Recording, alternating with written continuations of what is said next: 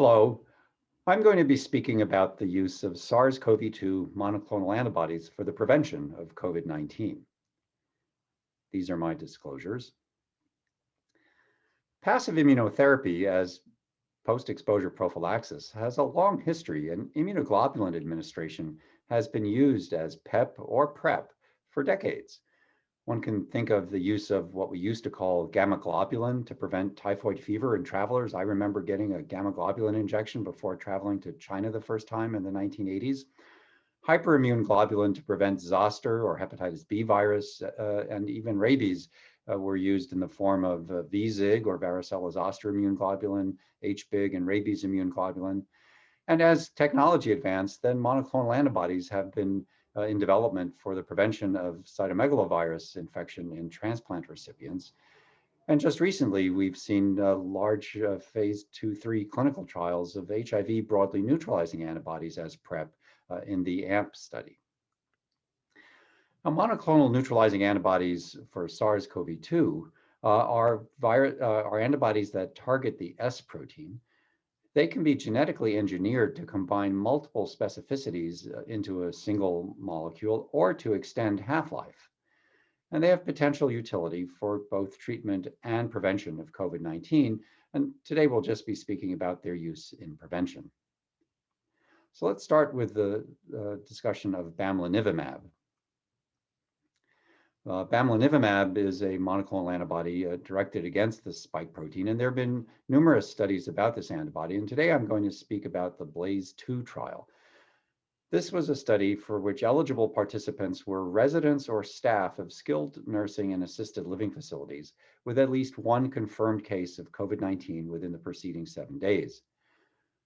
Participants were initially screened and then randomized to either receive placebo or a single 4,200 milligram infusion of bamlanivimab.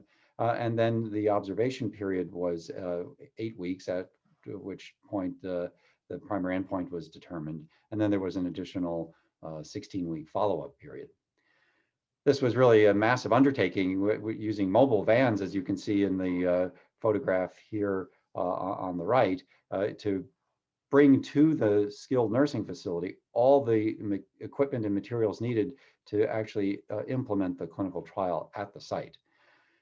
In order to facilitate rapid prophylaxis and treatment of the residents and the facility staff, participants were enrolled even before the results of their SARS-CoV-2 test became available. They were then subsequently stratified into two different populations: the prevention population, those who were negative at entry, and a treatment population, those who were positive at entry. The treatment population hasn't yet been reported, so I'll just be speaking today about the results in the prevention population. More information about the study design. The primary outcome was the detection of SARS-CoV-2 by RT-PCR in participants who developed mild or worse symptoms within 8 weeks of randomization. The secondary outcome was the proportion of participants with SARS-CoV-2 infection within 4 weeks of randomization, even if they didn't have any symptoms. And then, as I mentioned, this is the prevention population. These are all individuals who were negative for SARS-CoV-2 by RT-PCR at entry and also were serologically negative. So they had evidence of no prior SARS-CoV-2 infection. And these populations were also stratified into two additional subgroups for the purposes of analysis. One was the resident population. Remember, this trial enrolled both residents and staff, so they analyzed the residents as a separate group. And then a group they called high-risk individuals, which included all the residents, as well as staff members who were at high risk for progression of COVID-19. The slide shows the baseline characteristics of the BLAZE-2 study. You can see that the residents, as you might expect, were substantially older than the staff, a median age of about 75, compared to about 42 or 43 among the staff. The majority of both residents and staff were women, overwhelmingly so among the staff. And curiously, in both staff and residents, the majority, nearly 90% in both cases, were white, with only about 8% Black or African American among the staff, and only about 6% or so Hispanic or Latino among the staff, and a smaller proportion among the residents. People were just at the margin of being obese with a BMI just under 30, and that was true for both the residents and the staff. This slide shows the primary outcome, the time to development of mild or worse COVID-19. And you can see that among the residents, there was a substantial difference in the risk of developing symptomatic PCR-confirmed SARS-CoV-2 infection with much lower risk among the bamlanivimab recipients, whereas there was only a modest difference in the staff. If we look at this in terms of the actual statistics, what you can see is that for the overall prevention population, so this is residents plus staff combined, there was about a 55% reduction, an odds ratio of 0.43 for developing mild or worse COVID-19 if you received bamlanivimab compared to placebo, and that was a highly statistically significant difference. The difference was even more dramatic, as we saw in those Kaplan-Meier curves, an 80% reduction in the resident population. Remember, these were an older population of about 75 years of age overall. Bamlanivimab was well tolerated, and there were no deaths from COVID-19 among recipients of bamlanivimab. If we look at some of the additional endpoints, time to SARS-CoV-2 detection, that was within 4 weeks, and that was one of the pre-specified secondary outcomes. You can see again that among the residents, there was a significant reduction in the time to the likelihood of becoming SARS-CoV-2 positive if you received bamlanivimab compared to placebo, and that difference was not significant among the staff.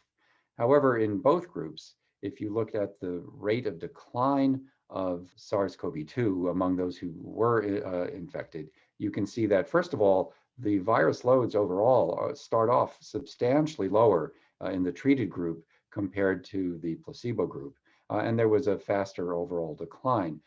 This is measured in numbers of weeks, and you can see that the placebo group remained positive for a longer period.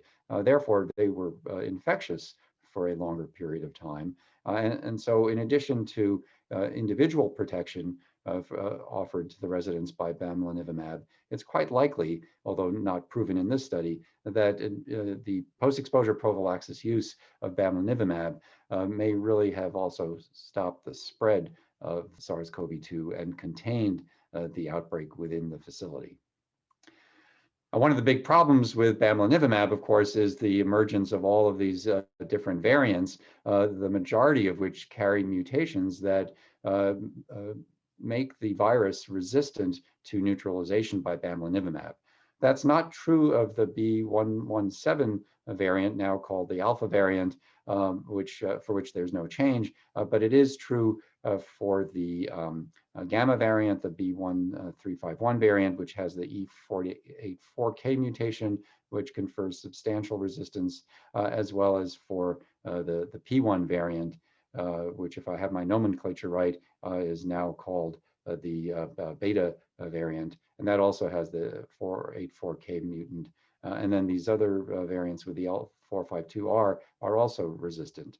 Even when bamlanivimab is used together with etazivimab, you can see that there is some reduction in susceptibility to the combination. And therefore, first of all, the emergency use authorization for bamlanivimab has now been withdrawn in the United States, and in certain parts of the country where these variants are more prevalent, bamlanivimab and etazivimab is no longer being deployed. That leaves uncertain where these data actually stand, because we don't have any prevention data for the combination. The single agent is no longer available, and it doesn't seem likely that bamlanivimab will be used for prevention, although it's a fantastic proof of concept. The other combination antibody for which we have prevention data is the combo of casirivimab and imdevimab. This combination was studied in post-exposure prophylaxis in the Regeneron 2069 trial. This is a phase 3 open-label randomized control study that enrolled asymptomatic household contacts who had exposure to an individual with a diagnosis of SARS-CoV-2. And that diagnosis had to have been within 96 hours. So this was a very rapidly implemented trial. Once again, the participants had baseline testing done to determine if they did or did not have SARS-CoV-2 infection, but in order to rapidly enroll them, they were then stratified post-enrollment into cohort A, which were the PCR negative group, and they are the prevention group that I'll be talking about today, and cohort B, a treatment group, which is a result of a different analysis. The assessments for cohort A included the proportion of participants who developed a PCR-confirmed SARS-CoV-2 infection within 1 month of a randomization during what they call the efficacy assessment period, or EAP, which involved obtaining swabs from the nasopharynx, oropharynx, or the nose or saliva, as well as safety assessments. And you can see here the study design. The individuals who were randomized to the antibody arm received 1.2 grams of the combination antibody as a subcutaneous injection. So it's different from bamlanivimab and important in terms of implementation. This was a sub-Q injection of the antibody. These data have not been presented yet, nor have they been posted as a preprint. So all we have are the data from the press release. And this slide shows the results of the primary endpoint. Here you can see that approximately 15 or 1,600 people were enrolled, randomized evenly. In terms of risk reduction, there was an 81% reduction in the risk of developing symptomatic SARS-CoV-2 infection through day 29. About 8% in the placebo and 1.5% in the bamlanivimab group developed symptomatic infection, and that was a highly statistically significant reduction. There was also a reduction in the duration of symptoms. Those in the placebo group had symptoms for a little more than 3 weeks, and those in the treated group just a little bit over 1 week. That represented a 93% reduction in total weeks of symptoms, which was also highly significant. And there was also, as we saw in the bamlanivimab study, a reduction in the number of days spent with high virus load. So among those who did become infected, the time spent with a virus load over 10,000 copies was much shorter in the casirivimab plus imdevimab group compared to the placebo group, a 90% reduction in days over 10,000 copies, also a highly significant reduction. For those who were actually positive but asymptomatic at entry, we don't have data here so much. Well, there are some data about progression. This is the top line result here. There was about a 30% reduction in risk of progression, not as dramatic a reduction, and that was statistically significant, about 42% in the placebo and just under 30% in the treated group. And there were also reductions in the duration of symptoms and in the duration of time spent with a high virus load. Again, both statistically significant reductions, but slightly less impressive than what we saw in the group that started off negative.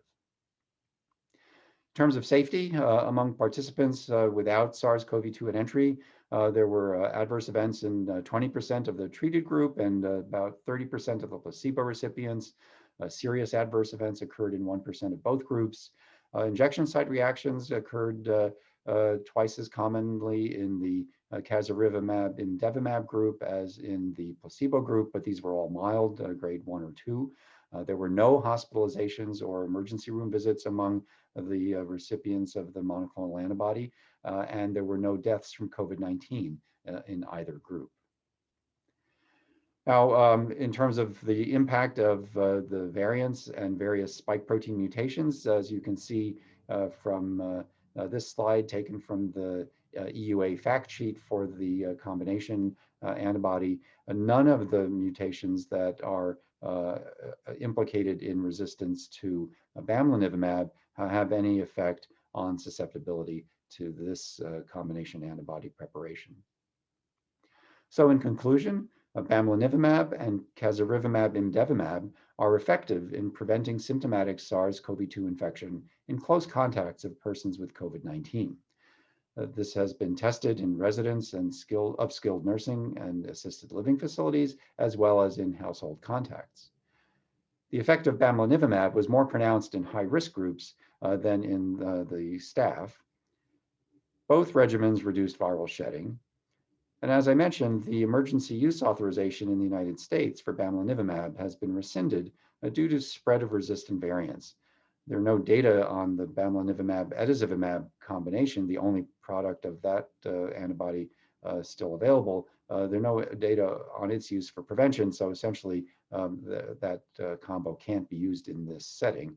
And there is an application pending for an emergency use authorization of casirivimab-imdevimab for prevention. There already is an EUA for its use in the treatment of asymptomatic outpatients of symptomatic outpatients with SARS-CoV-2 infection. So thank you for your attention, and I look forward to the discussion.